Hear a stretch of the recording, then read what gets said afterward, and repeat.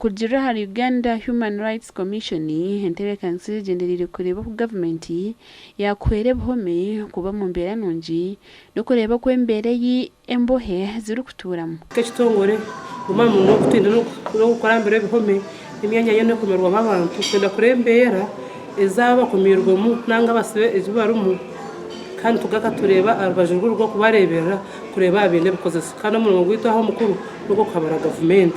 kwenda ngo yatakaho improvement akwatire na promotion and protection of human rights. Abantu baburije hona nabashaka kwatanza n'akaciko akari kurwanira ubugabe bw'abantu okureba ngo bugabe bw'embohe tubware baterwa. Abona bo kwatwaho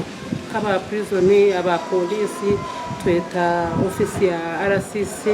regional office ya president tweta ba state attorney kwenda ngo tubagane nanga